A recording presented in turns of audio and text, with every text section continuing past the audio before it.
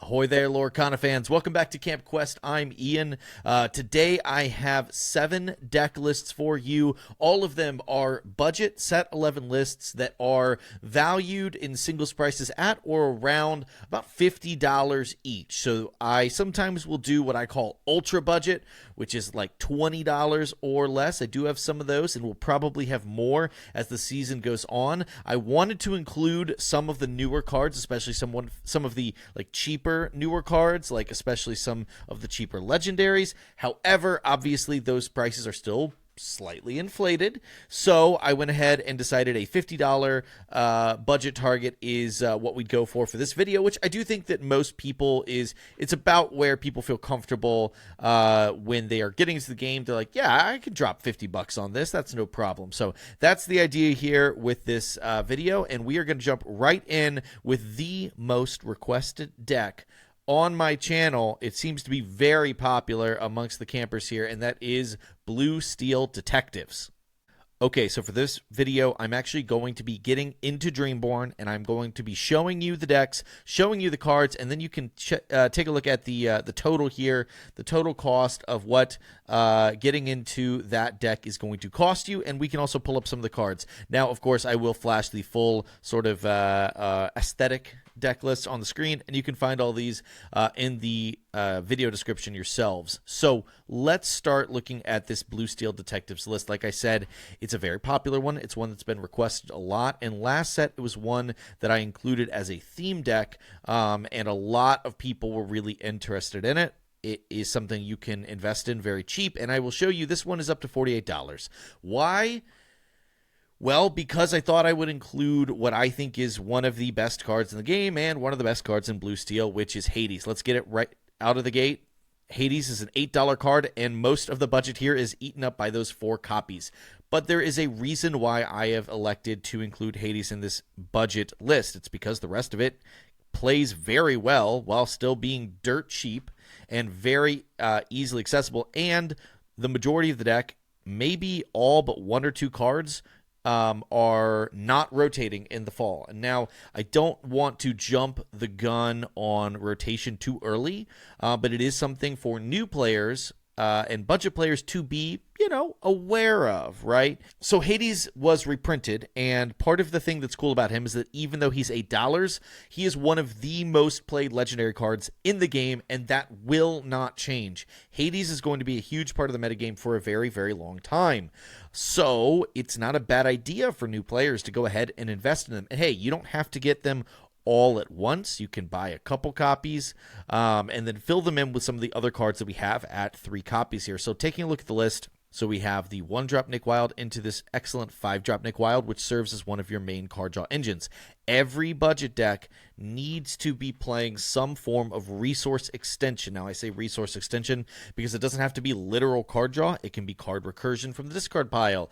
It can be look at the top X cards and put one of them into your hand kind of effects, right? So it can be all sorts of things, but at the end of the day, you need cards that either replace themselves or, even better, generate additional resources. And he is a card draw engine that says whenever one of your detective characters banishes another character in a challenge, draw a card. Now, that includes him because he is himself a detective, and with a 5/4 stat block that quests for 2, he can come in on turn 5 and immediately let you surprise challenge into things. You can shift him in onto your Nick Wild on your turn 3 and challenge into something, draw some cards, and at the end of the day, that's what we need out of this. Now, we have one other card draw engine that we're building around, and it's why you play detectives. It's Judy Hopps Uncovering Clues. Judy is a fantastic card because it is almost always in a deck like this going to replace itself and draw you an extra card, assuming it does not get taken out after the turn after you play it. So when you play it and whenever she quests, so you can usually get 2 uses out of her. You look at the top 3 cards of your deck, reveal a detective, and put it into your hand, put the rest on the bottom. So between Judy and Nick, as long as you're playing enough detectives to justify their effects, these cards are going to serve as fantastic value engines that you can then be able to out-attrition other decks. And when you look at the quality of the detectives, you're actually not missing too much by committing to this tribal tag, to use a TCG term. we have the new Judy Hopps, which is one of the underdogs. This is fantastic because we have a shift Judy Hopps. But this is also fantastic because it means on the draw, we don't just have Nick, we also have Judy that we can play on turn 1. And on turn 1 on the draw, a mid-range deck like this really wants to have a 1-drop. On the play, it's not quite as important. And so this is perfect because it fills in our turn 2 curve for both on the play, on the draw, and on the draw it serves to be an additional 1-drop option that is also a shift target for one of the top cards in the deck. But looking forward on turn 3, we have a host of options. We have the Judy Hopps on the case. If you have another detective in play, you can put an item into its player's inkwell face down exerted. This is sort of an anti-meta card. There are items in the metagame, not quite so much as maybe at the end of last set, but there are still dogs that play Chromacons, and so there are things that you have to be worried about. There are now Amber Sapphire decks playing the Black Cauldron, so this is just a great card because not only is it item removal, but it's item removal with good stats at 4/3 for a 3-drop. It has the tag that you want in detective, and ultimately it's also a shift target for a card that you already want to play. So this is a perfect example of a sort of silver bullet tech card that doesn't cost you much to include in the deck, so why not include a few copies? We also have 3 copies of this Detective Mickey Mouse. Now, this is a fantastic card from the perspective of playing into other slow decks. It's not so good when you're playing against fast decks and you have to be like staying right on top of them, removing their stuff, and dealing damage quickly because it's a 1/3.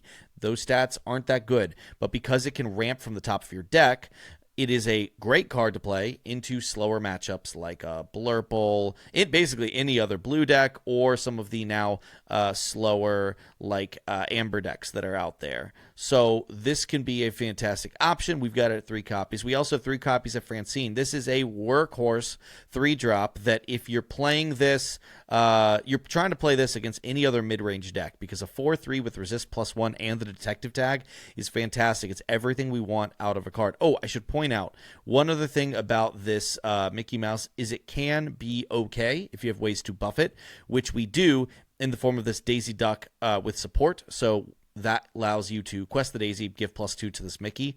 But we also have that in the form of Donald Duck Ghost Hunter, which will come down and give Challenger +2 to a detective. So the 1/3 body isn't great. It's not optimal compared to these other 3-drops, Francine and Judy, but it can definitely get the job done when paired with some other buffing effects.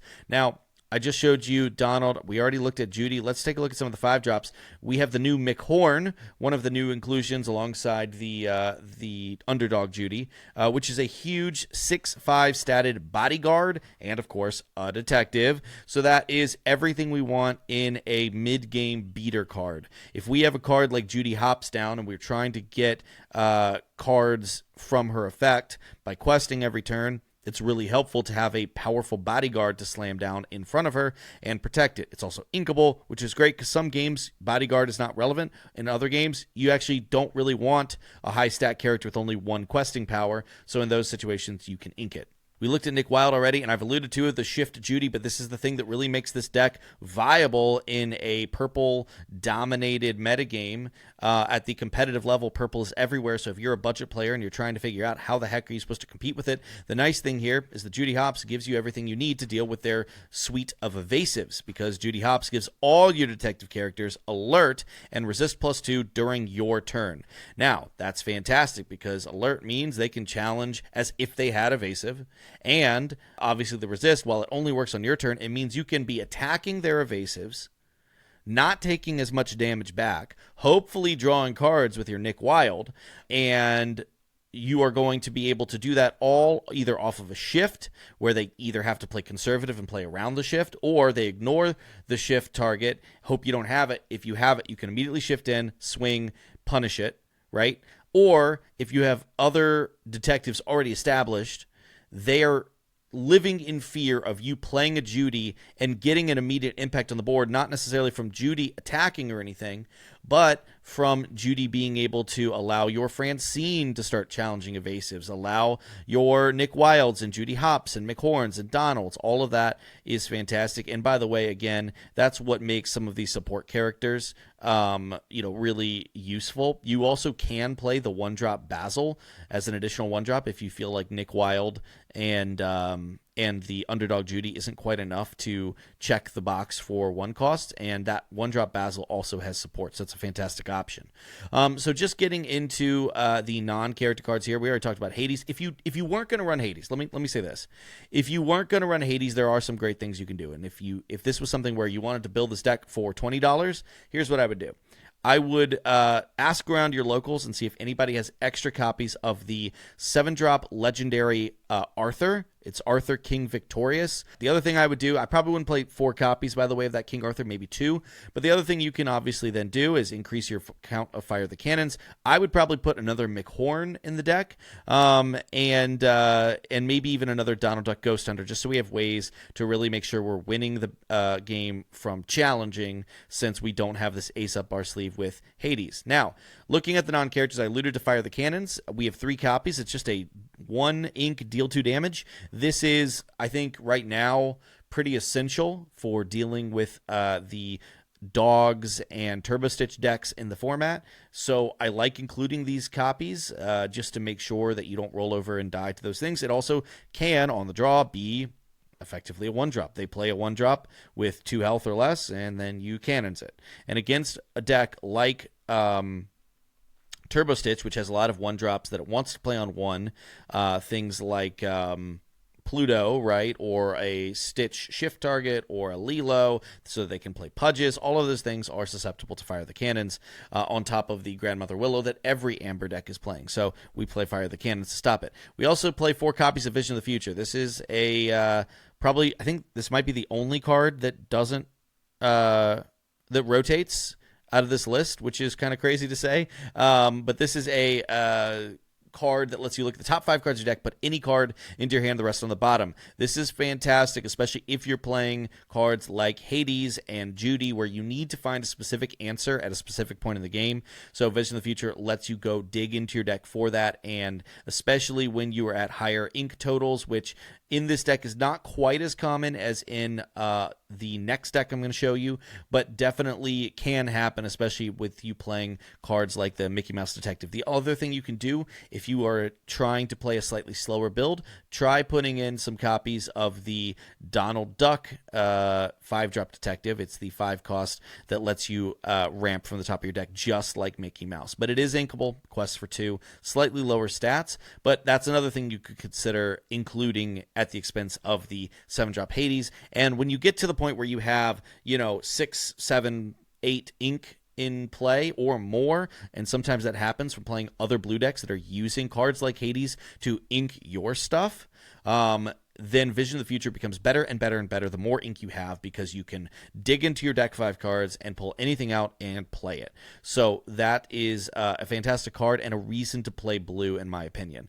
Now, for removal, we have, of course, 4 Strength of Raging Fire. This is a staple steel card if you're a newer player and you want to play a steel heavy deck, or just like invest in a single color and play like around that color. Steel is a fantastic color to sort of build into. Strength of Raging Fire is a staple card. It costs about $1.45, and it is worth it. It does not rotate because it has been reprinted and fabled, so this is a very safe and strong investment. It's one of the best cards in the game. Go get yourself some.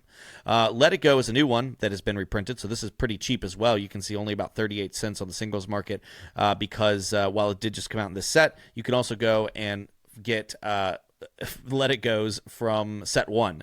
So it was printed in set 1, printed in set 11. It is a fantastic removal card because it is another song that has the Hades effect of putting a character into their player's inkwell.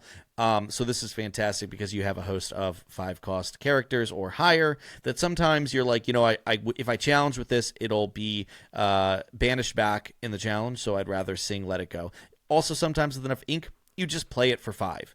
And then finally, we have 2 copies of Ink Runner. This is important. It may not seem important, but it is. Judy Hopps is the main way that you want to deal with deal with evasive characters through alert. But Ink Runner is another way to get alert every single turn. A lot of times, once they realize you're a detective's deck, once they realize you are leaning into Judy Hopps, a lot of decks are going to wait for Judy to come down, immediately try to deal with it, and then keep spamming evasives back onto the board. Ink Runner is an additional tool to help, that is harder to remove, by the way, because it's an item, to help you manage those evasives, which I think is a strength of the deck, so we want to lean into it and make sure we're always able to do it. So that is the Blue Steel Detectives. Let's go ahead and move over. Okay, so Blello Detectives is a really cool alternative detective deck. So obviously it is something that I think really came to the forefront last set right at the end. There was a day 2 blue-yellow detectives deck at DLC Richmond, and then a lot of people caught on to it right at the end of the set because it was so unique and interesting. I even played it to top 4 in a set champs and had a ton of success with it. In fact, I wasn't even eliminated in top 4. I scooped so that I could let my opponent play for a mat. They hadn't gotten one yet. I'd already gotten one. And so that I could go home to beat the snowpocalypse that was incoming. So, it's a very, very good deck, and we have it at just about $41 here. Now, I will point out a big thing right up front. Normally, the deck includes 4 copies of Hades, and unlike the Blue Steel version, where Hades is pretty much the entire cost of the deck, that's not quite the case here. There are some cards that cost just a little bit more that I do think you kind of are forced to include. First and foremost, unlike the Blue Steel, we are not using, obviously we're not using Nick Wilde because it's a steel card, but we're also not using the Judy Hopps 4-drop as a card draw engine. Instead, we are leaning very heavily into Chicha, Dedicated Mother. So this Chicha is a unique card. There's really nothing else like it right now. It is a 2-cost draw engine, which is pretty rare, and that's because it asks you to do very specific things. It's a 2/1 support character. The support does matter, as you'll see in a moment, but whenever you put a card into your inkwell, if it's the second card that you've put into your inkwell this turn, you get to draw a card. That's actually very, very relevant because we have some excellent detectives that let us accomplish that goal. So, like I mentioned in the previous deck, we have the Mickey Mouse Detective. We've got this one at 4. And we also have at 4 the Donald Duck Focused Flatfoot, and that is because these characters let you ink when they come into play, and more importantly, they ink from the top of your deck, not from hand like a card like Tipo.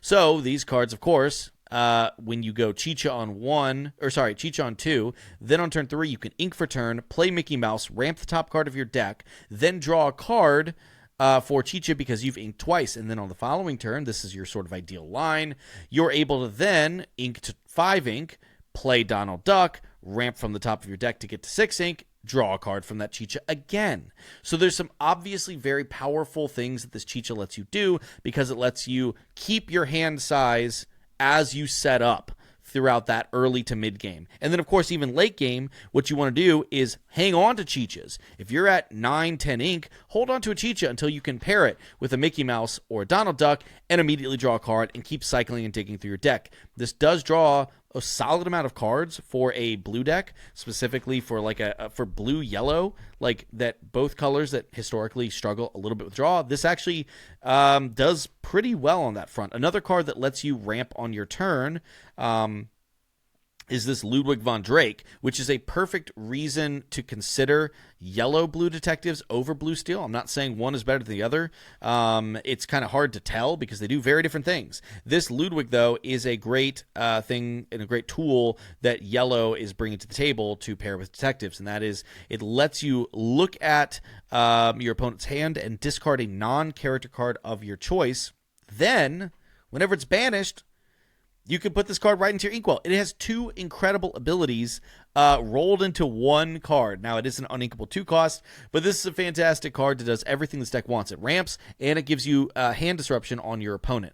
So, with that said, and with that goal in mind, we're going to be able to get huge ink totals, and so how can we use those? Well, we've got these high-stat detectives like Judy Hopps. We have a Genie. We're playing this Genie Investigative Mind because it is a stat stick detective that can really benefit from, of course, Judy Hopps' lead detective, which gives our detectives alert and resist +2. Now, we do not have as many detectives in this list as we do in the other list, but it's still a solid amount. Between Basil, right, Mickey, which benefits, again, as I mentioned, from the supporting effects.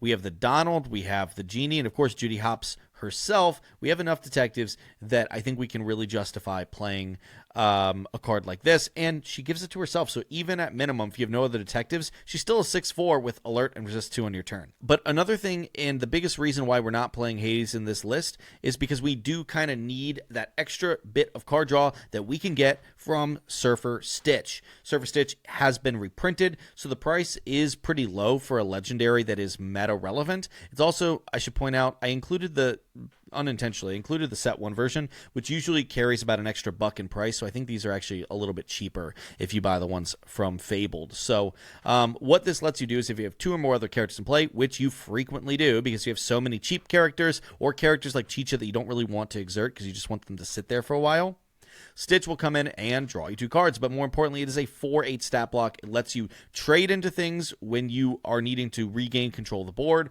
or it lets you aggressively quest, and he is a monster to have to get rid of. So that is a fantastic inclusion on the character front. And then for our 8 drops, now, I don't normally run 8 drops. I normally play 4 Hades, but again, budget. Here are some great options. We have the Mufasa, Ruler of Pride Rock, which is sort of card draw. Whenever you play it, you tap out the rest of your ink. Obviously, you probably don't have a lot left if you're playing an 8-drop. And then you return 2 random cards from your inkwell back to your hand. Obviously, that puts more cards into your hand, makes it a little bit easier for you to continue inking, continue playing out the other cards in your hand on the following turn. But most importantly, it is a 4/9, which are really impressive stats that are actually like very difficult to deal with. The 9 defense means that any damage dealing cards just don't even get close to it. The 4 attack means it is strategically outside of the range of World's Greatest Criminal Mind and other cards that banish things with high attacks. It quests for 4, which is great. And then, of course, the signature effect, everything the light touches, allows you to ready all of your inkwell whenever it quests. So you can play it out, get 2 cards back. If it does not get removed, which really the only way it's going to get removed is if your opponent either taps it down and sends multiple things into it, or if your opponent uses one of their premier hard removal cards like a Hades or a Let It Go or a Maleficent Dragon or something like that. Both of those outcomes I think you're usually okay with because if it gets removed, you'll at least have gotten 2 more cards back into your hand.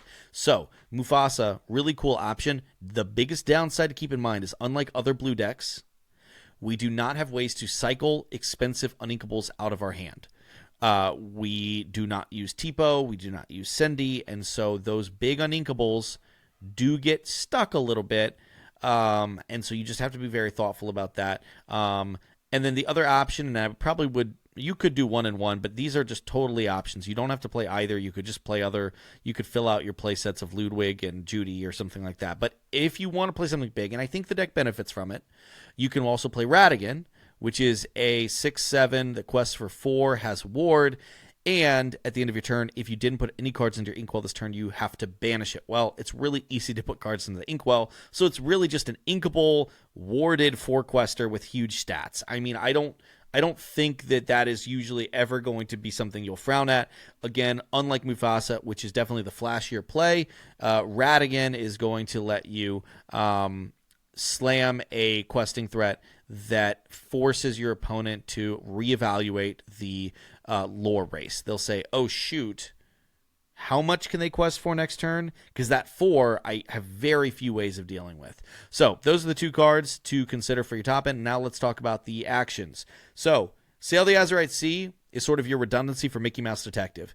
The idea is that you're always ramping on 3, so you'll play Cheech on 2, and then on 3, you'll ideally play Mickey Mouse, but sometimes if you don't have that, Sail is an appropriate alternative.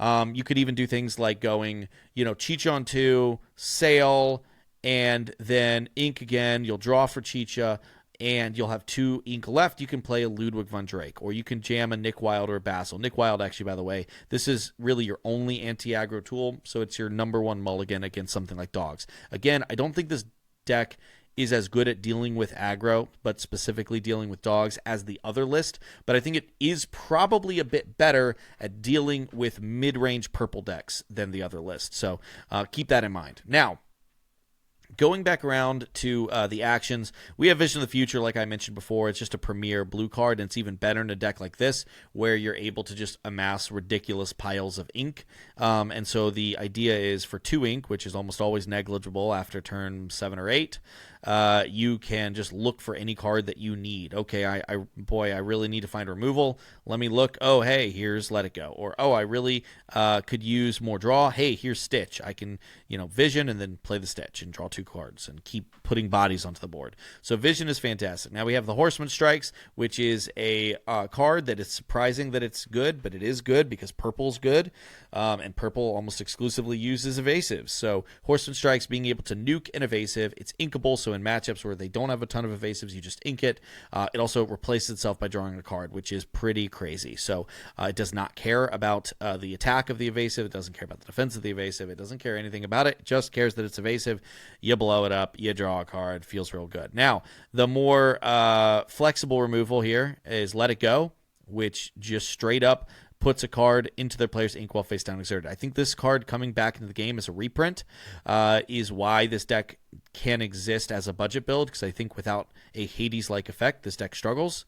So obviously this is fantastic because you can often go like ramp your 3-drop into a 5-drop, and then the next turn just sing Let It Go and deal with whatever their biggest thing is, and start applying massive board pressure as you buy yourself time to get into things like Stitch and Judy Hopps and Genie and stuff like that. And then we have World's Greatest Criminal Mind, which I briefly referenced because it banishes a character with 5 attack or more. This is fantastic in this deck because we have so many cards of support. We have Basil and Chicha that are just fantastic at plus 2ing something, a 3 attack, and then you nuke it with Greatest Criminal Mind.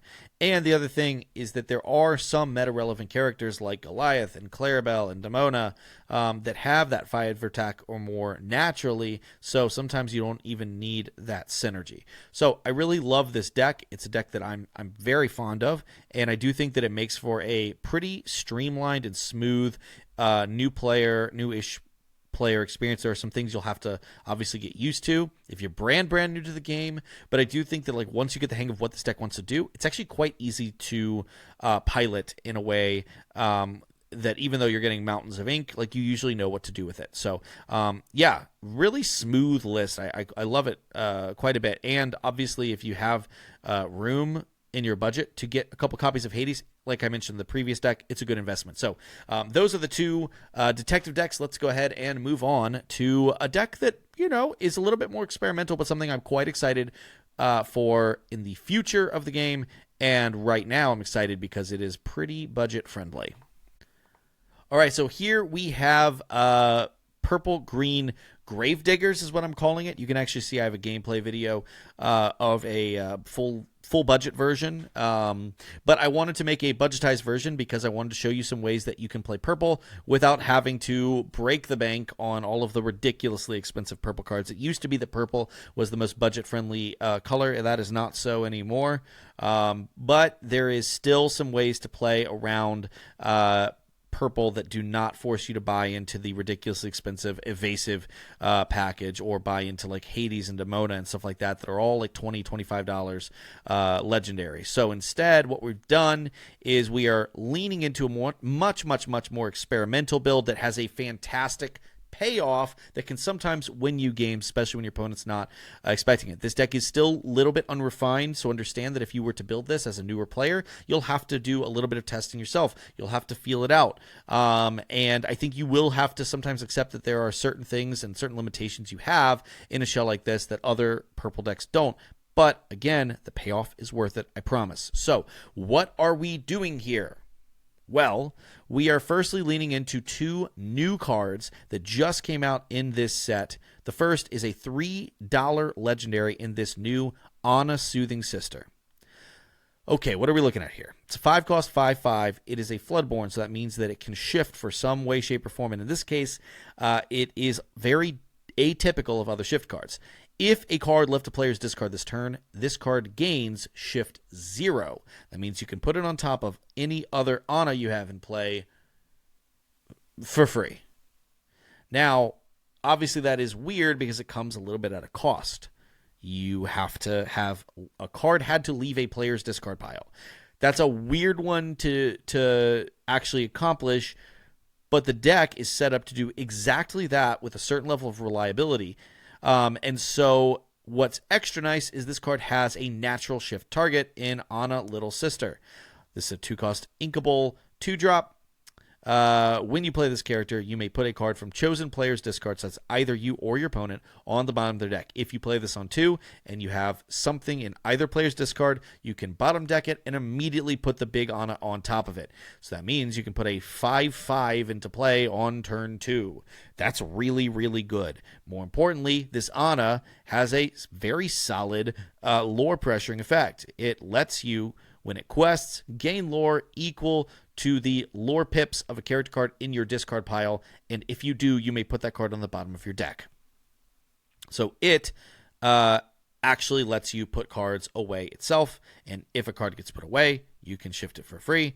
It's also a 5-cost inkable 5/5, so you can just play it on turn 5 too. So that is a reason to play this deck.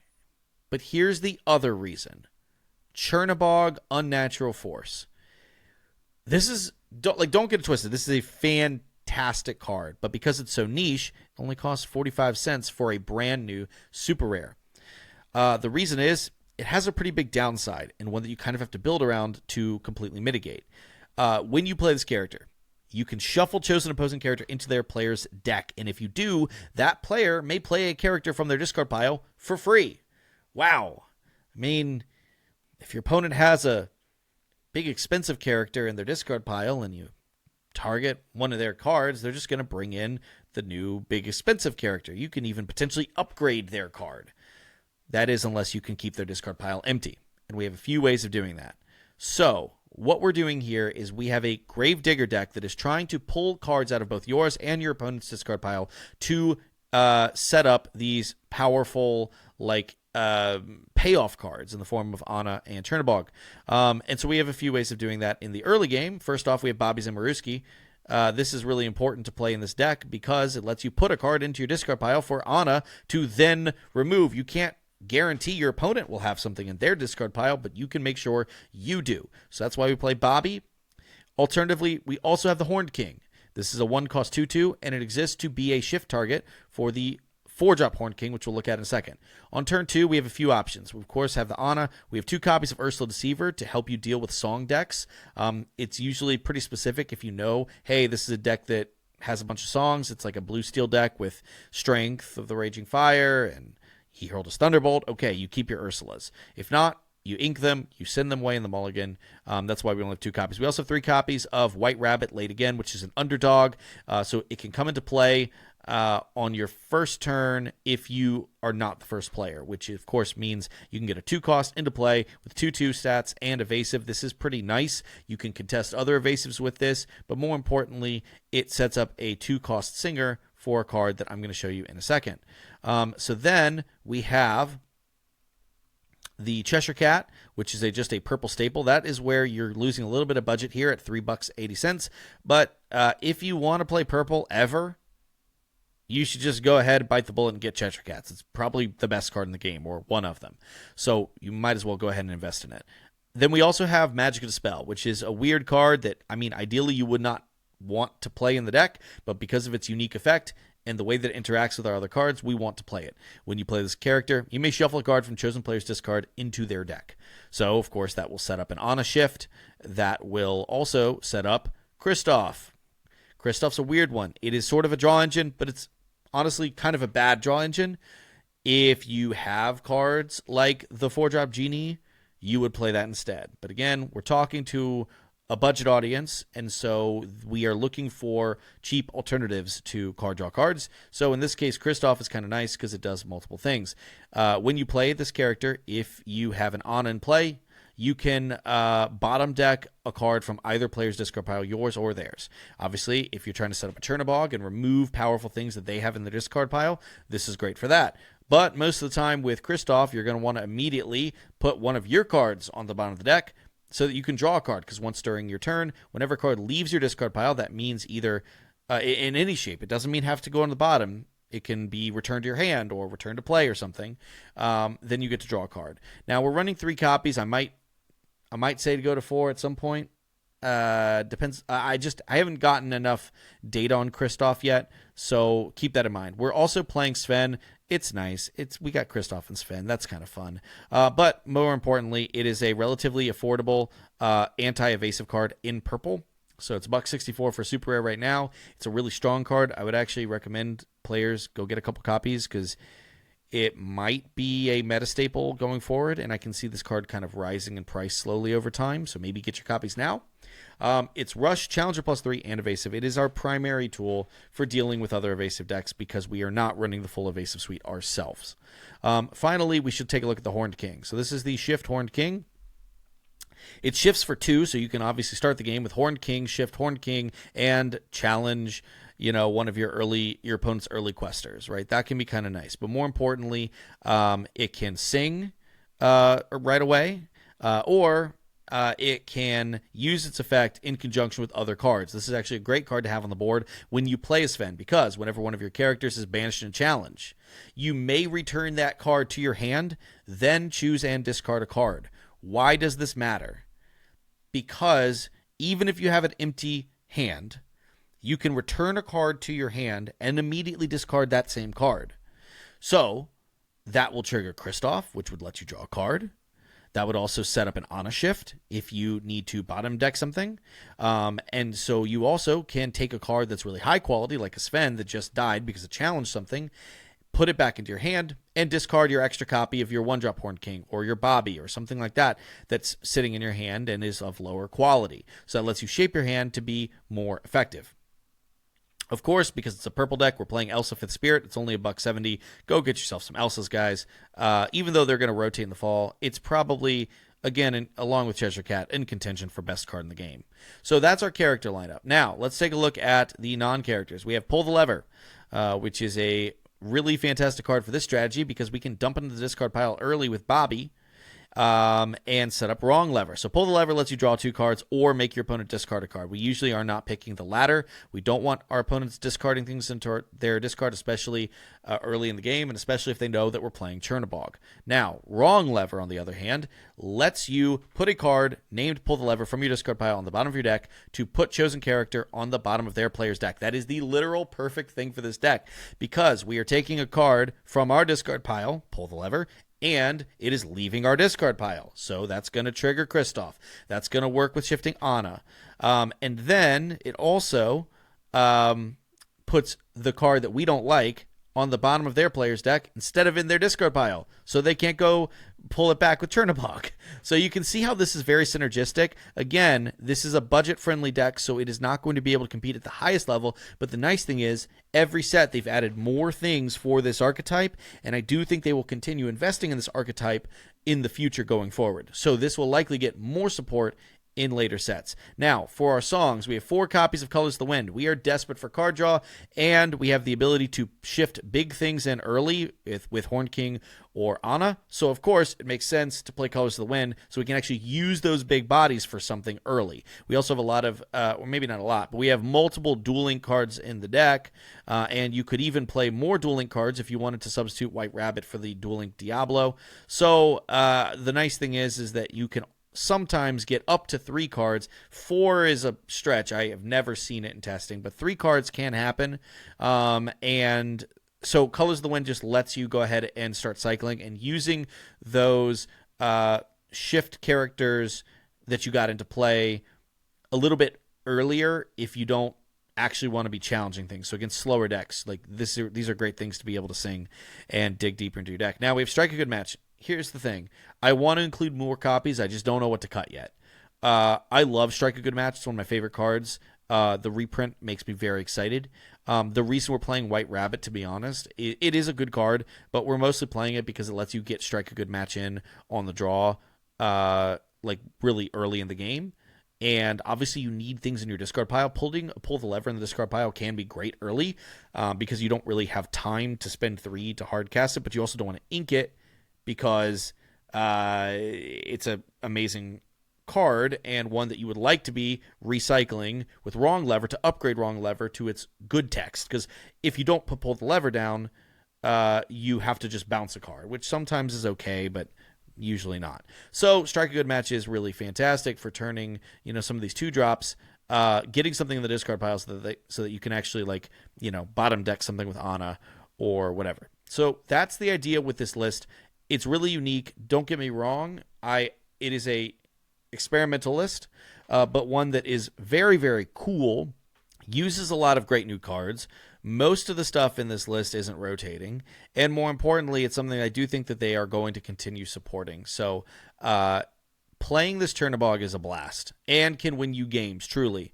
It can actually win you games against better decks if you have a well-timed Chernobog, especially just right on curve, and you've cleaned, bad stuff out of their discard pile. If you can go I'm gonna Chernobog something, then trade in everything onto the board, wipe their board, and have 3 or 4 things left over. Sometimes that can snowball you into a win.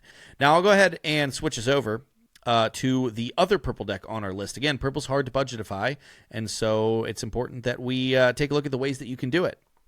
Okay, once again, Purple Steel is a budget deck. So, tale as old as time, Purple Steel has been a budget deck since the game kind of came out. There's always been great ways to draw in purple. It used to be purple leading that charge, and ever since rotation, where the rabbit bounce package rotated out, now it's steel, helmed by one Doc Bold Knight. Now, this card is a $4 card. Do not let that price deceive you. If you want to play steel and you want to play on a budget, you basically have to buy it. But he's exceptional. This is one of the best cards in the game. I would say probably a top 20 card in the game. Maybe higher, maybe top 10. Gets dicey there, but definitely top 20, I'll say. And it is a card that lets you turn any deck with Doc in it into a aggressive deck that has card draw that it can sustain. And purple, uniquely, right now, has a lot of ways to actually make Doc shine even further. Because Doc lets you discard your hand to draw 2 cards. What that means is, functionally, it sounds like a bad effect, but you only really play him when you're out of cards. So what you like to do is play relatively low to the ground. Don't play much that's very expensive. Keep your curve to top out at 4 or 5, and then play Doc refill for the following turns. So there's a lot of ways that we can actually capitalize off of this. That means keeping our curve low. We have Captain Hook, which is one of the better 1-drops because it can challenge up to 2 or challenge up to 3 with its challenge to 2 effect. And then we have Olaf Helping Hand. This is one of the first cards that I'll point out that synergizes with a lot of the deck, but especially Doc. So specifically, when this character leaves, you may return chosen character of yours to your hand. In the mid to late game, in the early game, this is just okay. In the early game, you very rarely bounce something of your own. But in the mid to late game, if you have a Doc in play and you're out of cards, if they kill your Olaf, or if you can challenge your Olaf into something and banish it intentionally, you can bounce that Doc back, and boom, you have card draw again. If you have boost characters in play, and they have a couple cards underneath them, and you're desperate for cards, you trade your Olaf in and pick up a stack underneath one of your boost characters. So there's a lot of ways that Olaf really works in this deck, and that's why we've got 4 copies. Now, we have 8 1-drops for when we're on the play.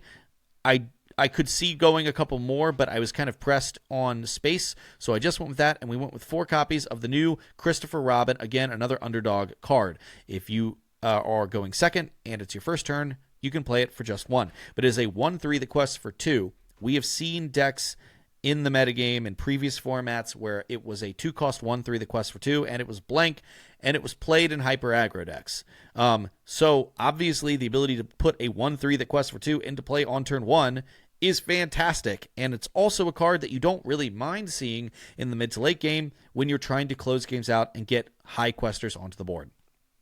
So between that, we basically, on the draw, we have 12 1-drops. We're almost never missing. And on the play, we have 8 1-drops, which is usually enough. And if you miss it, it's usually not the end of the world. Because if we look at the rest of the 2-drops, yes, we have Doc, but we don't really think of Doc as a 2-drop. We almost never want to play it on 2. We've got a couple great options. We have Mr. Smee, which is the Steadfast Mate. If you can't tell, there's a common theme in the game. Evasives are very, very strong. So we always want to include ways to deal with it in our budget decks. Now, we also have 2 copies of this, what we call Tiny Mem or Skater Mem.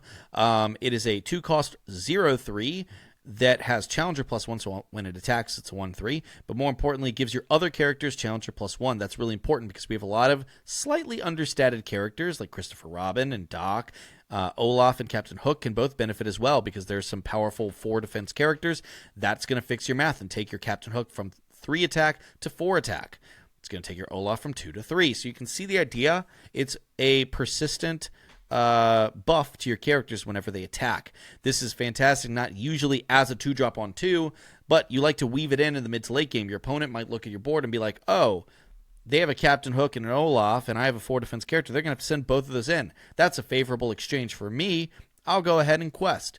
You play your Mem, you buff your Captain Hook, they cry. That's the idea. So, looking forward at 3-drops. At our 3 position, we have Giant Cobra, which is a staple in the deck. It is one of the Duel Link cards that is most consistently played. As a 4/4, it is ridiculously overstated. It does have the Vanish effect, which is a negative effect and something you have to worry about, and occasionally things that opponents tech for. This basically means whenever they target it with an action, the Giant Cobra will be banished at the conclusion of that action. Now, this does not supersede other things that would take it out of play. So, if, for instance, it was bounced back to hand, it can't be banished from hand. It's no longer in play. If it would be inked with something like Hades or Let It Go, again, it's not in play. Vanish can't resolve. So, just keep that in mind.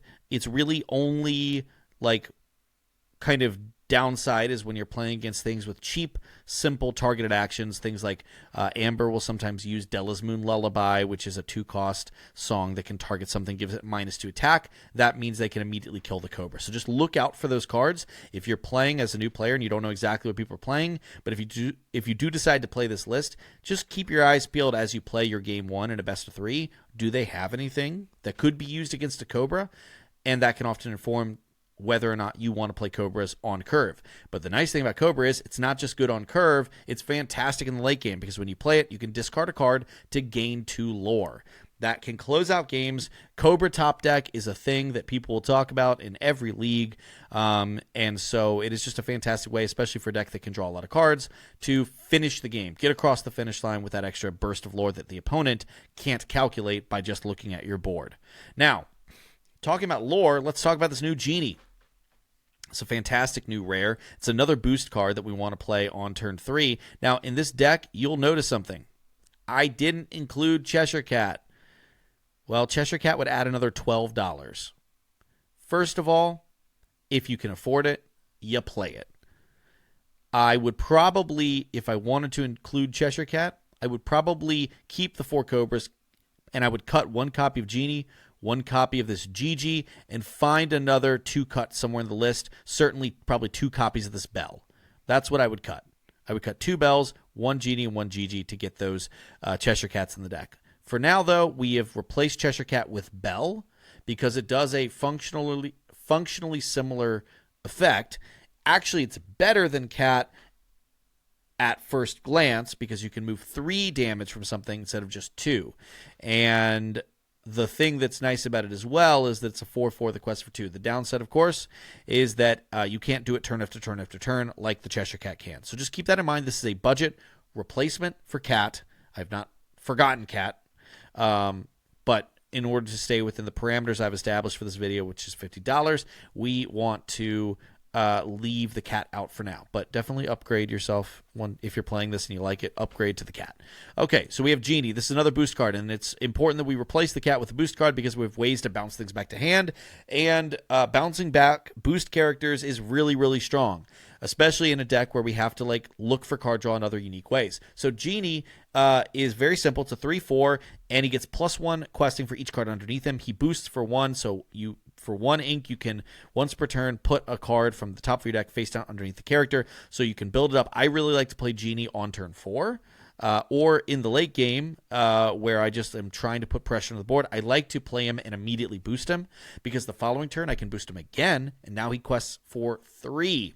Very strong. His stats are solid at a 3/4, and so there's a lot that you can do challenging with him too, but most of the time you want to use him as a fast quester. Now, GG, best in show here, is our anti-evasive answer, as well as Mr. Smee. And what this is a 2/4, but it has +2 attack while you have no damage on it, and has alert, so it can challenge characters as if it had evasive. This is fantastic, so you can challenge into something, take a little damage, its stats go down, and then you can use Bell or Cat to move that damage back off of it and set it up so that it has 4 attack yet again. This is a card that comes down and checks most of the evasive cards in the meta, and so they often will have to deal with GG instead of dealing with some of your other stuff before they can quest freely with their genies and Dumbos and things like that. Now, we have some interesting 4-drops here. We have 3 each of all of the new powerful purple 4-drops. I don't know why purple had to get such powerful options this set. It's already the best color, but we've got great new options. So first off, we have Sven, which, as we've already seen in the last deck, is a Rush Challenger +3 evasive. It is a card that is letting us jump in, clear out evasives. You can rush into all sorts of other things too, but with that 5 attack, it is often able to take out pretty much anything in the game. We also have 3 copies of Isis Vanderchill. Now, this can be a better card against aggro, because obviously Sven has to come in and attack something that's already exerted. Vanderchill, however, allows you to exert an opposing character and then challenges something already in play. This can be fantastic against decks like Dogs, which, especially the slower builds of Dogs that are playing more of a traditional Under the Sea focused like combo build. This can be fantastic at breaking that up. They often will stack a bunch of characters and not quest until they can get maximum value from their tramps, from singing their songs. And so Isis actually lets you interact with that board a lot sooner, or if your opponent has a value engine card down, like maybe the Chicha that we just showed off earlier in the video that they never want to quest with because it's doing something every turn, or Grandmother Willow, which is another card that just sits on the board and your opponents never want to exert it. This lets you get access to that card, attack into it earlier than you normally would with just Elsa on 5. And then lastly, we have Tigger. This is a fantastic card in this deck for countless reasons, but first and foremost, obviously, you can bounce your opponent's cheap stuff back to hand. Yes, but the secret success of this card is being able to bounce back your docks. You can bounce your own things back to hand. And so being able to look at, you've played a dock a previous turn, drawn a couple cards. If you pick up a Tigger, you can just quest your dock, play Tigger, put that dock right back in your hand. If you have enough ink, you can replay them or just play them the following turn. And this Tigger has a 4/3 statted body, so excellent at taking out opposing characters. We've already talked about Belle. We don't need to talk about Elsa. Obviously, it's the Elsa in the room. Fantastic card. There are other cards you can include, like Madam Mim Elephant, which is another bounce effect. But because we are mostly just wanting to bounce dock, Tigger felt like the better and cheaper inclusion. Looking at our actions and non-characters, we have 2 Fire the Cannons for reasons we've already talked about. It's great for finishing off opposing characters that are already damaged, or, of course, dealing with the early game aggressive strategies. Strength of Raging Fire, same thing, we've talked about it before. And the Junior Woodchuck Guidebook is another draw card. It basically lets you cycle 2 cards deeper into your deck. It can be really nice to weave into a turn where you don't have 3 ink, but you just have 2. You play it down, and then you can pop it and draw cards. It's also a great card if you're expecting things like your opponents to be playing like Demonas and stuff like that, or if you're playing against something where your opponent is like an Amber Sapphire deck where they're going to board wipe you the next turn, and you're like, well, what can I do that's not developing onto the board? We'll just play a Woodchuck Guidebook onto the board. Either pop it right away, build up your hand size right before the board wipe so you can redevelop, or even you can weave it in, like I said, let it sit there for a turn, and then pop it once you have time. So that is the Purple Steel deck. I think it's a very solid budget deck. It's a little bit harder to build budget purple decks than it used to be, but that doesn't mean you can't do it. And what's really nice about Purple Steel, it's not going out of style anytime soon. It's always going to be a meta mainstay, I think, for many, many sets. A lot of great cards in here that don't rotate, and so I don't see a world where this deck isn't very, very popular for a long time. So you can always start here and then upgrade it over time. Let's go ahead and move on, and we can go ahead and talk about one of the best decks and hottest decks in this early metagame. Now, this is Turbo Stitch. This is a budgetized version, which basically just means we've traded out the one card that was kind of expensive. This is a relatively affordable list, no matter how you slice it. And we took the Daisy Duck, which is a 1/4 powerful, aggressive card, and we've taken it out of the list in exchange for Cursed Merfolk, which is another 1 cost uninkable that quests for 2, which ultimately is what we wanted Daisy for. Now, yes, Daisy is a 1/4, so we typically value those stats, but as a fast, aggressive replacement, we can just find this Cursed Merfolk, put it right into the list. Now, you can find plenty of deck builds out there for Turbo Stitch. I will not claim to be the expert. I much prefer the slower dogs builds, but this is definitely very powerful, and I suspect that long term it will probably we will probably find dogs and Turbo Stitch sort of meet in the middle a little bit more.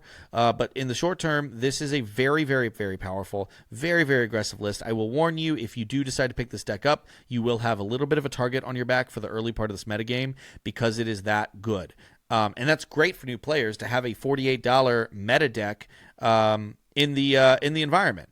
So let's take a look at how this works. Again, you can probably find guides. You can probably find, players talking about this ad nauseum. So I won't go as deep into it as I will some of my experimental builds. But the core concept here is we are playing around a couple cards. The first thing is Tramp, Street Smart Dog, which is the same thing that you'll be seeing in other dogs decks, although I've not included traditional dogs. It gets a little bit more expensive. Not a lot, but a little. And so Tramp gets discounted by 1 for every character you have in play. And then you get to draw a card for every character you have in play and discard that many cards once he's in play. So if you have 5 characters in play, he costs 2, and for a 2/6 the quest for 2, that's pretty great. I'd pay 2 for that. And then you get to draw and discard 5 cards. If you had 5 characters in play, he costs 2, you draw, discard 5 cards. Why do we care about that? We don't end up with any additional cards in hand from a card like this. We care about that because it lets us go and dig into our deck and find the things we actually need, and it also serves to fill our discard pile with interesting things, but most of the time, we just care about filling our discard pile with this Lilo Escape Artist. And interesting, I think I didn't intend to populate. Yeah, okay.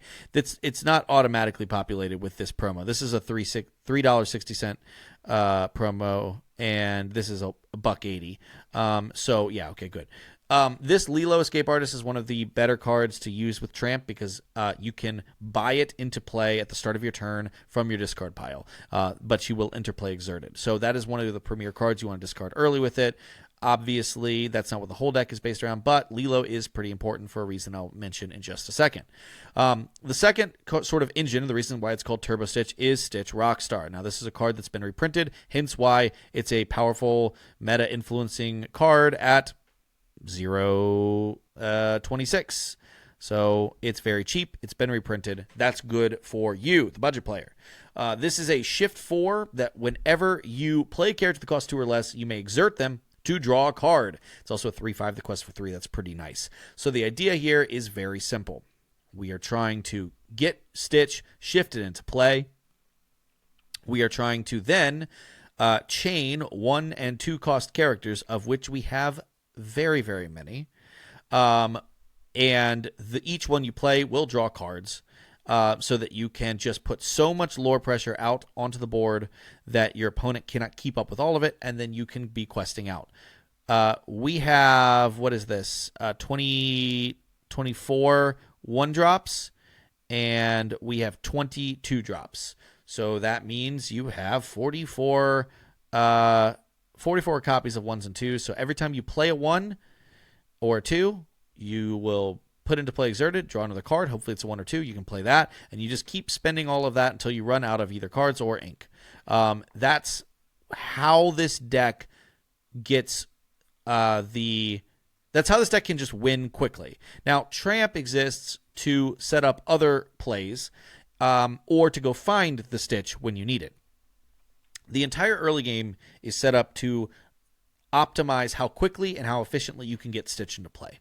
So we have a lot of different things here, but most importantly to point out is we have the cheap Pluto, the 1-drop Pluto, which has its good dog ability, lets you tap it to discount the next character you play this turn, and we have the new Grandmother Willow, which the first character you play each turn gets discounted by 1. So between that, we can get tons of little things out early, which sets up a very quick tramp. Now, sometimes you can even chain tramps together, which can just be enough gas to win the game. Or you can get your stitches out early. We have a 1-cost stitch shift target and a 2-cost stitch shift target. And each of them, once on the board, if they are allowed to live a turn, set up a great opportunity for you to shift and stitch Rockstar and immediately begin cycling 1s and 2s and putting out a ton of pressure. One of the other great things that you can do is get Lilos out onto the board early. This Lilo Snow Artist lets you quest for an extra 1 if you have a stitch in play. Well, that's great. This Lilo, of course, we already talked about, can zombie herself back from the grave. We like to call it her Lilo zombie. But she also works great with this new crazy card, Pudge. If you have a Lilo in play, you can play this character for free. If you have a stitch in play when you play a Pudge, obviously you just can bring it into play, exert it, and draw a card, and play that next thing with the ink that you were going to spend on Pudge. So Pudge is fantastic for just spitting things out on the board. If you can get a Lilo out early, you can play a couple Pudges and discount that tramp. There's just so many different ways to weave the deck together. We also, it should point out, have one more sort of card draw card in Nani, which lets you look at the top 4 cards of your deck, reveal a character card with a cost of 2 or less, and put it into your hand. Since, as we've already noticed, we have 44 2s or less, you are statistically extremely likely to find one of them in the top 4 cards of your deck, and this just gives you a way to keep your engine going. Now, what if you don't find Stitch Rockstar? Well, we have a few other ways to win the game. These are cards that typically do better when you have Tramp coming into play and digging for them, but we have Under the Sea, which is a powerful Sing Together card, something familiar to Dogs players. It's a Sing Together 8, so you will have to exert 8 total cost amongst characters that you have in play that are dry, and then you get the effect to put all opposing characters with 2 attack or less on the bottom of their player's deck in any order. Now, 2 attack or less isn't that much, but this is like an aggro mirror breaker. If you are playing this deck and you see that your opponent is playing the same deck or another aggressive, swarmy sort of deck, you want to prioritize finding this and getting this into play, singing it with your board. Now, I should point out, in this structure, I have omitted hand disruption. I am seeing some people doing that by choice. Mowgli is a card that brings the price up a bit. Mowgli's around like $2+ a piece, so I left those out. However, they also have access to the 2-drop Ursula, which can snipe songs specifically. And if you were in that mirror match, you might want to be playing something like the Ursula. There is not a lot of other matchups other than the mirror where you're like obsessing over dealing with specific actions. Maybe Amber Sapphire Control because of Spooky Sight. You would love to have Mowgli, but again, Mowgli's more expensive, so I've omitted it for now. I don't think you need it for your first playthrough, and as a new player, you often won't know the right time to play it. It's something that you have to kind of build into and work up to as a player, of knowing exactly like when is a card like Ursula or Mowgli good and when is it a liability to waste your ink playing it because they won't likely have something to target. So I would say it's a great upgrade path if you're going to include it. I would probably cut out the Bobby Zemaruski over it. That would probably be the card that I would cut. For like Ursula's or Mowgli's, you could theoretically cut something like this Tramp Enterprising Dog, but I find this to be an extremely powerful card, not just because, and that's why I've left it in, because I think this is a staple card for any version of Dogs. In my opinion, it's a staple, even though it's $5. This will also come down, I'll warn you of that. But it also works with the Lady Decisive Dog, where whenever you have 3 attack or more, whenever she has 3 attack or more, she can quest for 3. It's very easy to trigger this because she also gets +1 attack whenever you play a character. So there's many times you're able to get multiple characters. You're chaining characters off of Stitch, or you're just able to spit them out because of the discounts from Grandmother Willow or Pluto. So that's why you would use it. And Tramp also lets you trade up into big things that are trying to contest your board. So Tramp, I think, is an essential card. You could cut him if you really, really wanted to, or wanted to cut Lady as well. If you're going to cut Lady, you could also cut Tramp. Anyways, the last card I want to point out is the most complicated card, and the card that I think new players struggle with the most. You could play Snowfort, and I have a gameplay video of me playing a version of this with Snowfort, and it does very well into multiple matchups. But this is the more standard version, so that's why I'm showing it to you, the Emerald Chromicon. The Emerald Chromicon says, during your opponent's turn, whenever one of your characters is banished, you may return chosen character to their player's hand. That means every time they banish one of your characters, you get to bounce anything, yours or theirs. And there's benefit to bouncing yours sometimes because you can just spit it right back out onto the board. And it'll be readied, and therefore you can quest with it. But most of the time, you'll see Chromicon wanting to just bounce whatever their biggest thing is. So, yeah, Chromicon is a card that a lot of your opponents will misplay, but it will also take a little bit of your effort to learn when to bounce things, which things to bounce, when to bounce your own thing, just so you can replay it for a quester. And so that is a card to definitely take note of and consider practicing. If you're struggling with it, like I said, just swap it over to Snowfort, which is a little bit of an easier card to understand. All right, so that is our budget Turbo Stitch. It's a fantastic deck, and I think one of the best things that Ravensburg has done for creating a competitive entry point for new players. I will not say this deck is easy to play. Your mulligans are very, very important. You have to look for your win condition cards, like your Tramp, like your Rockstar Stitch, like Chromicon. That will work too often. If you in your opening hand you don't see Stitch or you don't see Tramp, you can consider keeping a Chromicon because you know that it's something you can flood the board early, just slam a Chromicon and quest and hope that's enough. So like, you need to know how to play it, but it is a deck that rewards that, and I think it is the deck that is closest to what the final form of a competitive build would be as a budget player. So I think it's great for that reason. All right, let's go ahead and switch over to the most experimental and probably the worst deck of this group, but something that I know a lot of people are going to like. All right, so here we have what I'm calling budget power line. You can call it, red, yellow songs, whatever you want to call it. But what's cool about Powerline is that it is an extremely powerful card that you have to really commit to. What it does is it's a singer 9, which means it can basically sing every song in the game for the most part.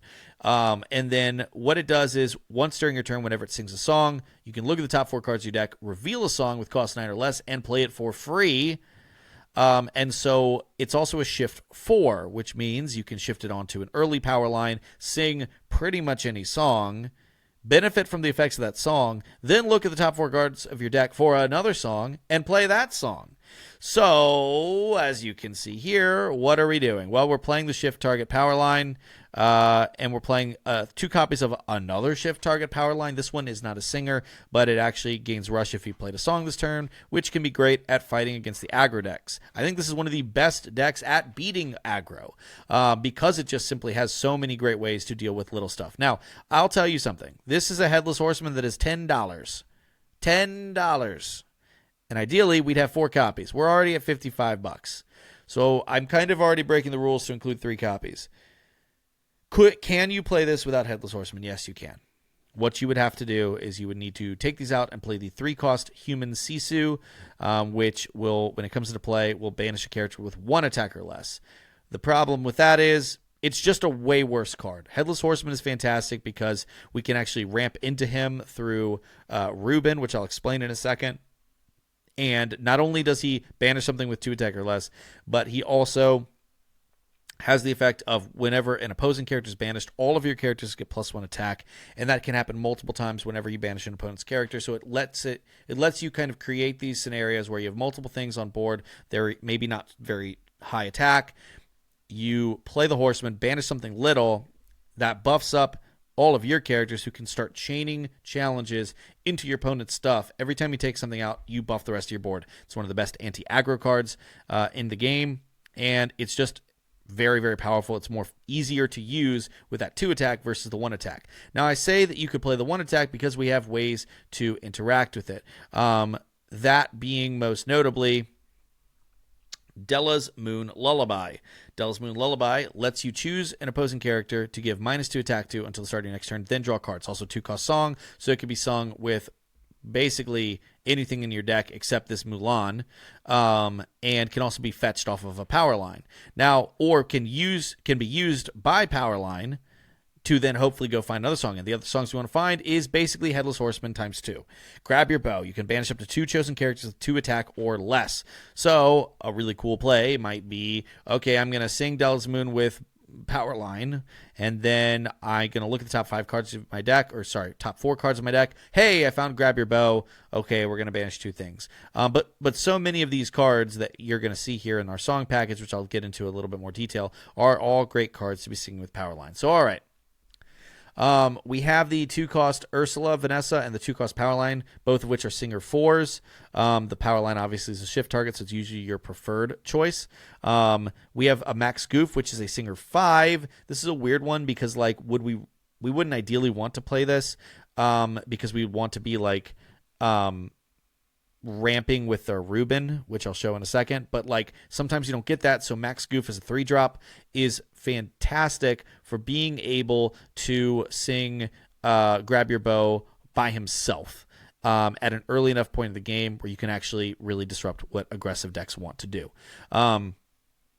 I guess I might as well show Rolf Reuben now since we're finishing up talking about the 2-drops. Reuben lets you exert and remove 2 damage from chosen character of yours. For each 1 damage removed this way, you pay 1 less for the next character you play this turn. So the idea here is we want to play Mulan on 1, or I guess on 3. And what we want to do is go Mulan into Reuben. Reuben will heal the Mulan, and that will allow us to get a 5-drop into play on turn 3, because you get ink to 3, you heal the Mulan, you then of course pay 2 less for the next character, so you can play a 5-drop on your turn 3. So we have the Headless Horseman, as I already mentioned, one of the best cards to play against the aggressive decks.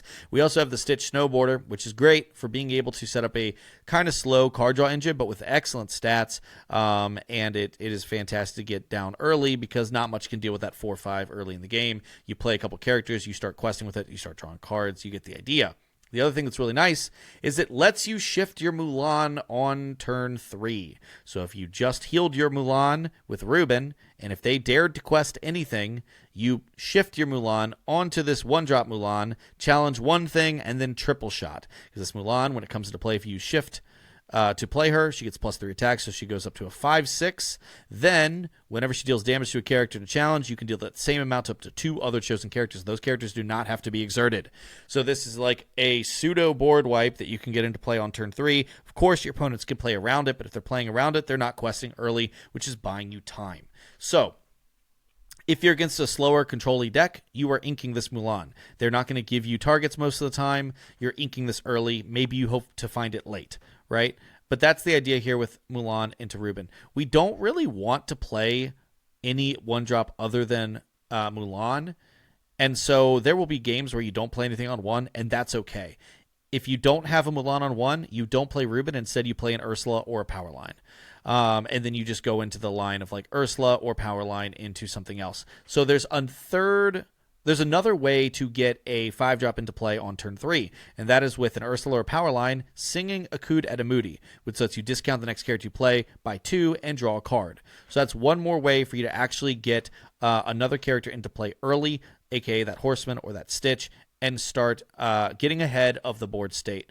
What I will also point out is that it can sometimes be okay, not great, but it can sometimes be okay to get this aerial into play and then immediately boost it. So from then on, whenever a song is sung, you get to draw a card with aerial. So that's another thing you can do. I will also once more point out that with Powerline, any song we sing with it can, of course, then go and fetch another song. So what are the other songs that we're looking at? Well, we have Della's Moon Lullaby, which I already mentioned, can discount or -2 attack things, which sets up our Headless Horsemen's. It sets up our Grab Your Bows. Akud, which can sometimes come in, and even if you hit it off a power line, it at least still draws you a card, which is fantastic, and maybe you -2 and can play another 2-cost singer out, right? We have Marching Off to Battle, which is the weirdest one in the deck because you're not guaranteed to always get value from it. If a character is banished this turn, draw 2 cards. If you used Powerline to sing Grab Your Bow, this is the best thing you could find, right? Because you will have banished a character with Grab Your Bow, and now you can just draw 2 cards straight up. That's fantastic. The next best thing you could find is Look at This Family, which lets you look at the top 5 cards of your deck, put 2 characters from amongst them into your hand, and the rest on the bottom. So this is a big sing together. This means you also can like potentially sing this with like Max Goof and a Reuben, or 2 of your 2-drop Singer 4s. So this lets you kind of dig deeper into your deck as well. One card that is not included in here, mostly because I find it kind of an awkward card to fit into the deck, but it is objectively a good card, and it works great with Powerline, is Be King Undisputed. You do have the uninkable room to put like 1 or like maybe 2 copies in. You just have to figure out what you want to cut for that. Ideally, you'd be at 12 uninkables with 1 more Headless Horseman. Again, you could supplement with a Sisu or something like that. I think that if you're going to go down the route of adding Be King Undisputed, you actually probably need to like cut some number of this Max Goof or this Powerline, and you need to lean into the idea of like, no, I'm going to have these Singer 4s in play. I'm going to try to shift Powerline, sing Be King, etc., etc. Or I'm going to try to like, have a 5-drop in play, sing Grab Your Bow, and then have one of my other 2-drops sing Be King on whatever's left. So Be King Undisputed is a good card to consider testing, but it can really be underwhelming when your opponent has multiple things in play and you don't have another sort of combo card with it, because again, it is a 4-cost uninkable. You can't ink it. So Grab Your Bow is what the deck is built around, so we're including that. And in conjunction with something like Del's Moon Lullaby, it can be very powerful. This deck is the most experimental. It's probably the most hard to tell if it's the hardest to play, but I think you need to be at a certain level of comfort with the deck to reap the rewards of it. And it's definitely the most meta dependent, because this deck is not going to be super happy if you run into like the slow mid-rangey Blurple decks, because they're just not gonna, like Blurple and things like that, they're just not gonna care that you can kill things early. You then have to become the aggressor. So you really need to lean into getting things like this Stitch Snowboarder and whatnot into play, get the power lines into play, and start putting lore on the board. Otherwise, you're going to struggle into those control decks. But against the aggro decks, against other mid-range decks, this is a very cool deck to play. Certainly one of the most unique decks, and lets you play around an extremely powerful card like Powerline. So the last deck I'll show you is another song deck, and it is probably the one I have the most confidence in whenever I teach a new player the game, because they often can wrap their head around it quickly. They often can do powerful things, and they also have the ability to learn the deck deeper over time and start looking for ways to upgrade it themselves. So this is the last deck of our 7 budget decks, and this is Steel Song. This is a deck that you can see featured on the channel quite a bit in this post-rotation format, because my best friend and teammate Gibby has put a ton of effort into experimenting with pretty much every flavor of Amber Steel, from aggro to mid-range, and he really loves this shell. This is his baby, and so I will try to do justice explaining it to you.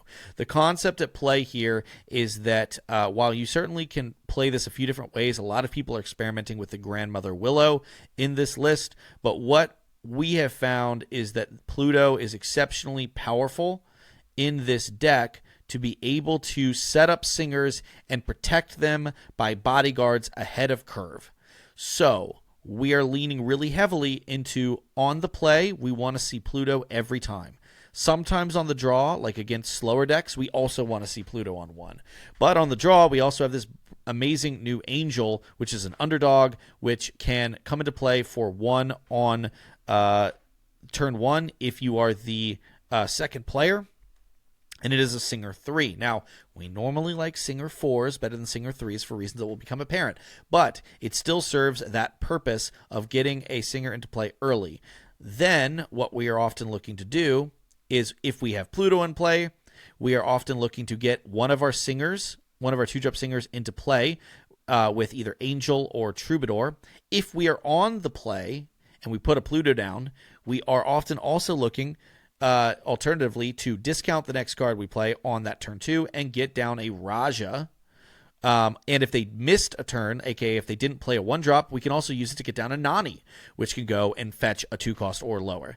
But if we get down this Raja, let's say they played a 1-drop, the Raja is a 3/4 bodyguard, which is going to protect the Pluto, and typically if you get it down on turn 2 on the play, it's very rare for your opponent to have a combination of 1-drop plus something else that can deal with the Raja. And even if they do, that 1-drop usually gets banished in that challenge. So we have a lot of ways to set up Pluto into Raja on the play. If we're on the draw, we can just wait a turn on Pluto, get one of our 2-drops into play. We also can play this Mowgli. I've included it here. It's 250, but it's really important, I think, for this deck, so I have chosen to leave it included.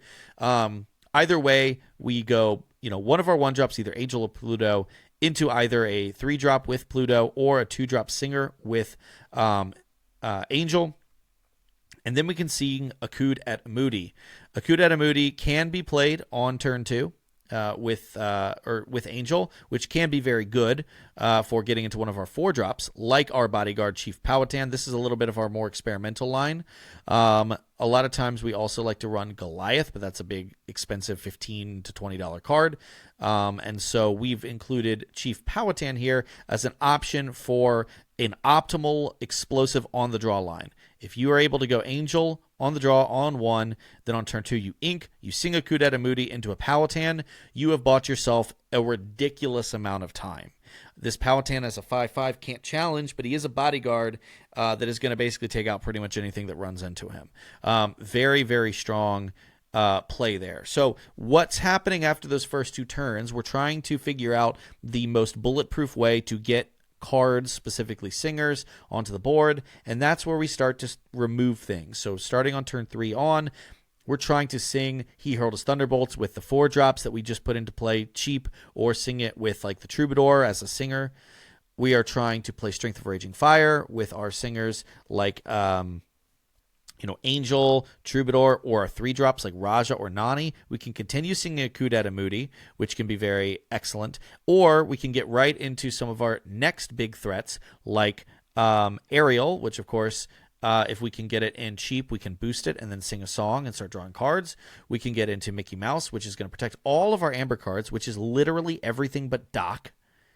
We can get into our Rhino, which is a big enforcer type character with 4/3 resist 2. And what he does is obviously he can also shift in on our 1-drop Rhino in a desperation mode, or if you really need to sing a song right away on turn 2, you can go Rhino on 1, which is our least popular one. We always want Pluto over Rhino if we can get it, or Angel over Rhino on the draw if we can get it, but it's still not bad because we have the option to shift into Rhino at any point going forward, immediately challenge into something, or immediately sing something. So lots of different ways to weave your turns together. This is the kind of deck where I think that you can see a lot of growth as a new player, because you will start with a sort of playbook of lines. Okay, Pluto into Raja, on the play, Pluto into Raja, into Akud, into Ariel boosted, right? Okay, cool. That or into Mickey Mouse. But you also have the ability to start to learn when not to do those standardized lines. And so being able to learn okay, yeah, I could sing Akud with Angel, but if I play down Ariel, my Angel will just get challenged out. Is that good? Is that bad? Is it worth getting the Ariel down in exchange for my Angel? You have to create sort of a cascading board effect at some point in this game. And so that is the goal. And so once you dump your hand of these characters, which of course we can continue discounting with Pluto or Akud, we then are trying to protect them with things like Mickey Mouse, Powhatan, Raja, and then dumping our hand, redrawing with Docs, which we of course can go and help find, with Nanis, or with Look at This Family, which can be a great way. I could also see you increasing Look at This Family up to 4 copies. You would have to figure out what exactly you'd want to cut, but I can totally see that approach. And so again, it's another way to use Doc as a card draw engine, and because you have Nani to go and dig deeper into your deck looking for 2-drops, Nani can go get a Doc. It just sort of cycles its way into a ton of characters. You can go very wide. You can increase the power of your Strength of Raging Fire very easily, and then you can put a lot of these resilient 4-drops into play cheap and protect them with bodyguards, removal spells, and even just the +2 defense from Mickey Mouse Amber Champion. So that is the list. You can see a gameplay of it, actually in a couple different places, but on our channel specifically, I will try to have that in a card up above. And I do think this is a deck that, like, it is great at teaching fundamentals. It is great at teaching board trading and board position, when to be the reactive player and remove things, when to be the aggressive player and start questing, because there is a lot of small things that you can do to improve your success with an explosive early game deck like this, but that also isn't just all-out aggro. All-out aggro is fantastic for new players because it's usually cheap and it's usually like pretty easy to pick up, but it can sometimes, this is my personal take, I think it can sometimes stunt the growth of a competitive player that wants to get good at the game and wants to buy into the game over time. And so my personal opinion is I try to start players off with decks like this or Purple Steel that will enable them, it will force them to learn, sometimes through losses, but most of the time through seeing how either being too aggressive or too conservative can punish them. And so they will learn the flow of the game. They'll learn to get a instinctual knowledge of, when am I actually ahead in this game and when am I behind, and what tools do I have at my disposal in my deck to deal with it. So I really like, this is one of my favorite decks to recommend to new players. It is affordable. It is cool and feels powerful in times. It doesn't roll over and die to aggro, which is something that new players hate, rolling over and dying to aggro. So it keeps them engaged. So anyways, that is our budget steel song, and that is all 7 decks that I have for you here. Set 11 decks that are $50 abouts. Thank you all so much for watching. I really hope this was useful. If you have requests for more budget decks, or if you have a certain budget range you're looking for, hey, what can I build with $20? What can I build with $100? Right? Drop that in the comments below. Let me know what you want to see on the channel. We've done a ton of gameplay content because it's been the new set. We're gonna do more of it, but I like doing these kinds of videos where I just get to talk to you guys about different sort of ways to play, especially ways to get new players or budget players into the game at a level that they feel comfortable going to their local league, engaging with the community, becoming part of that community, and growing a deeper relationship with the game and with the other people in their area. So let me know what kind of resources, what kind of videos you would like to see of that nature in the future. Thank you all so much for watching, and we'll see you on the next one.